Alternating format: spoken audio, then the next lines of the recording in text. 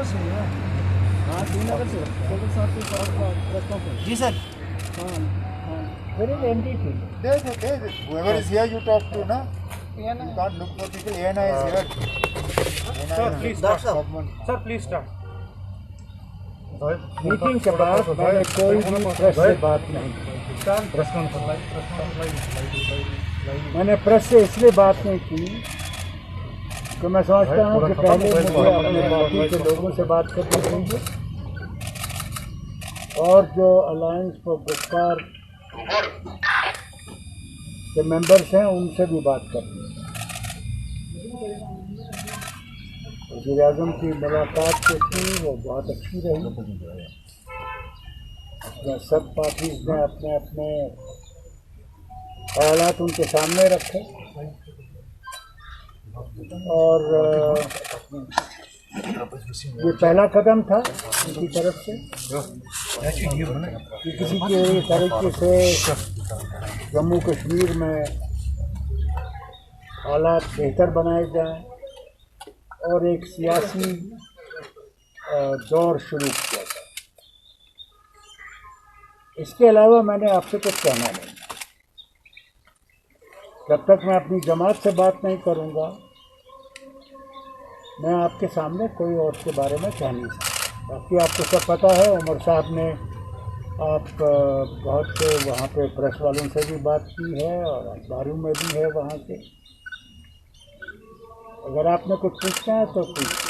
Doctor साहब, आप यहाँ गए थे अपनी पार्टी को रिप्रेजेंट करने and plus participants were also here, लेकिन जो आपने प्रेस में बयान दिए कि आपने मुद्दों पे बात की, तो जो गुप्कार का स्टैंड था वहाँ वो आपने इंडिविजुअली अपनी पार्टी को रिप्रेजेंट की। So do we think that it is the end of the Gupkar alliance? This meeting was also the end of Gupkar alliance, and plus why should the meeting be end of the alliance? And plus the acceptance of why should it be the end of the alliance? Why? Because nobody spoke as spokesman of Gupkar. You spoke लेकिन as अब individual. एक I didn't speak as a Gupkar. अब हमें वहाँ पे alliance के हमें वहाँ पे अलायंस के तौर पे नहीं बुलाया गया था। अगर बुलाया गया होता तो अलायंस की तरफ से एक ही वहाँ पे बात करने के लिए बुलाए गए होते। वहाँ पे जो पार्टीज हैं उन्हें वहाँ दावत दी गई।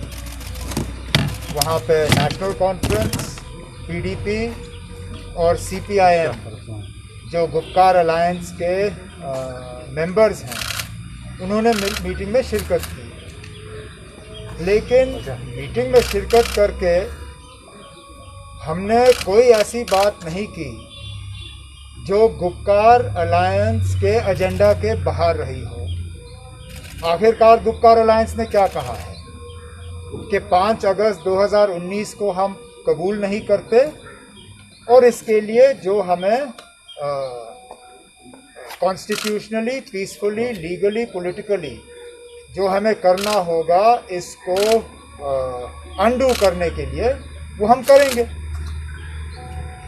अब ये बात वहाँ करके या मीटिंग से बाहर आके प्रेस के सामने कह के तो गुप्कार अलायंस का जो एजेंडा है वो अंडू कहाँ पे हुआ?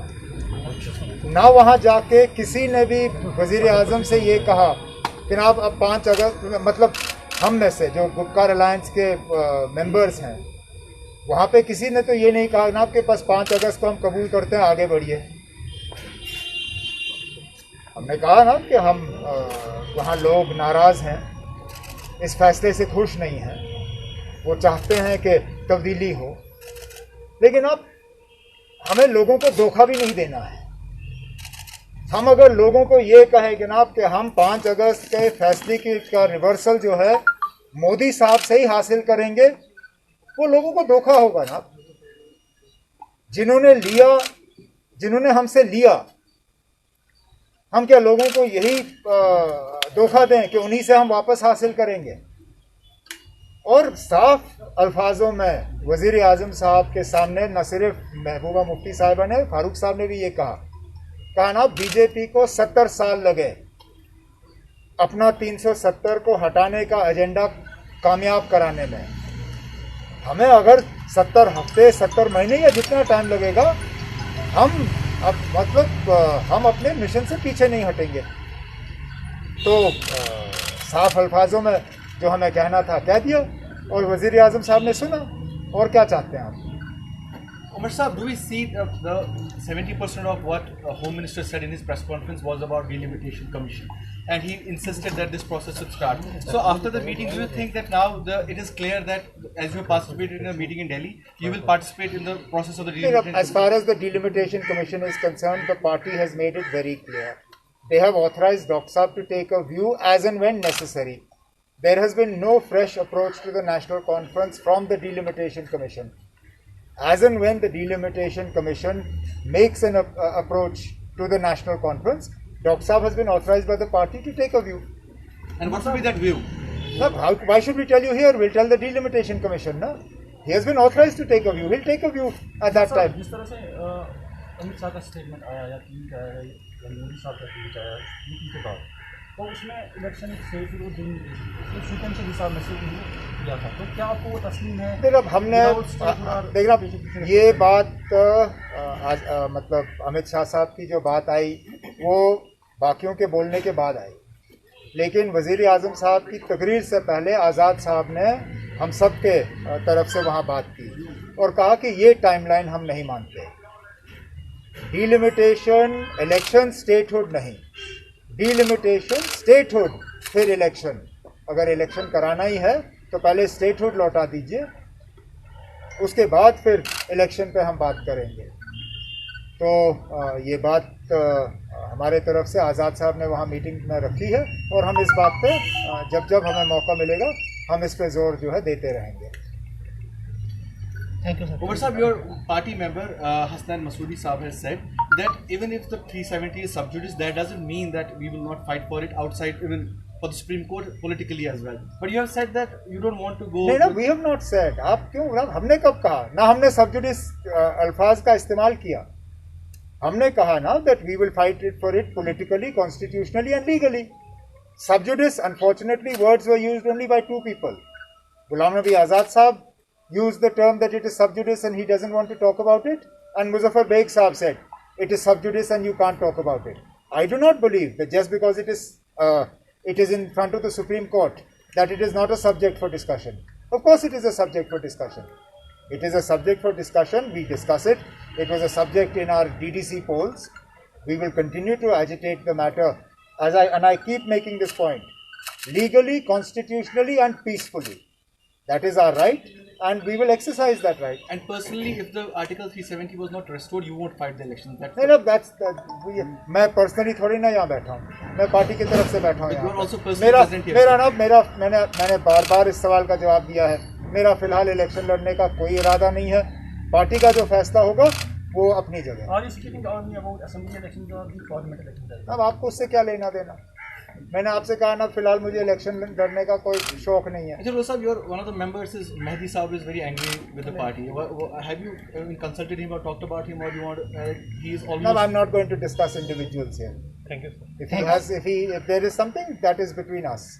Sir, do you think that saying that after 270 sub-judice, Muzaffar Beg and Azad Saab have kind of not have that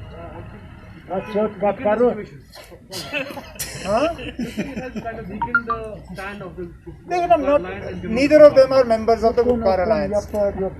Neither Muzaffar Beg was a member of the Gupkar Alliance. Now he is not. In fact, he very openly said in the meeting with the Prime Minister that he has no political allegiance and that he doesn't belong to any political party. Azad Saab belongs to the Congress party. They have their own view. But their view is not binding on us and it's not binding on the Gupkar Alliance. Just because the matter is in front of the Supreme Court, so many matters are in front of the Supreme Court. Does that mean we stop talking about them? For the longest time, Babri Masjid demolition was in front of the Supreme Court. Did the BJP stop talking about it? They continue to press their agenda on Ram Temple, and therefore, even if the matter is sub judice or in front of the Supreme Court, that does not stop us from stating our point of view, and we will continue to do that. Last one. Supreme court में सारा है, क्योंकि आप जो जम्मू कश्मीर वो आपने challenge किया supreme court में, all this things election statehood and follow after that, वो उसी के दायरे में तमाम आते हैं। वो तो वैसे तो बहुत कुछ करेंगे और उसको कबूल नहीं करेंगे, because you have challenged the entire, we have challenged the entire thing ना, but that doesn't mean we stop. मुझे बताइए ना, यहाँ के लोगों से आप बात करिए, अगर जम्मू कश्मीर की आवाम हमें ये कहती है कि ना जब तक सुप्रीम कोर्ट का फैसला नहीं आता है तब तक हमें कोई फर्क नहीं पड़ता, अगर अस्पताल का कामकाज रुक जाए, अगर कोई डीसी किसी आम कश्मीरी को गिरफ्तार करे, सिर्फ ये उसकी खता थी कि उसने कहा कि मैं लोकल अफसर से बात कर सकता हूँ, बाहर वाले मुझे समझते नहीं हैं, और उसके लिए जेल भरा गया उसको। जो सख्ती हो रही है, जो बार बार यहाँ लोगों को तंग किया जा रहा है, बंद किया जा रहा है, ये सब हो रहा है। यहाँ जो एक ब्यूरोक्रेटिक अनचेक्ड एडमिनिस्ट्रेशन है, अगर जम्मू कश्मीर के लोग ये पसंद करते हैं और कहते हैं ना हमें ये बिल्कुल ठीक है, ये ऐसा ही रहने दीजिए जब तक सुप्रीम कोर्ट का फैसला नहीं आता, हम हाथ ऊपर कर लेंगे ना। लेकिन अगर यहाँ के लोग राहत की सांस चाहते हैं, अगर यहाँ के लोग चाहते हैं कि फील्ड में अफसर वो हो जो उनकी बात कर सके, जो उनकी बात सुन सके, समझ सके, जो उनके बच्चों की तालीम की उनकी फिक्र हो, उनके सेहत की फिक्र हो, तो फिर मुझे लगता है कि गाड़ी दोनों पटरी पे चल सकती है।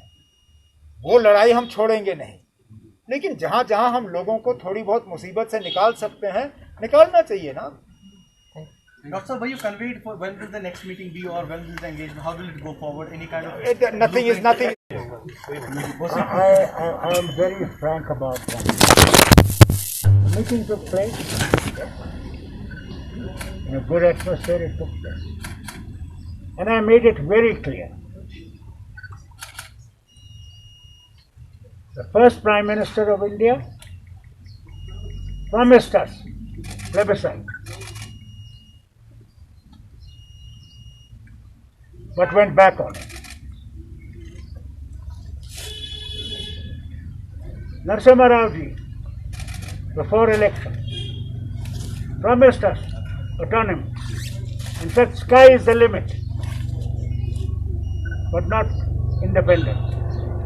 We said we have never asked independence, we've asked for autonomy.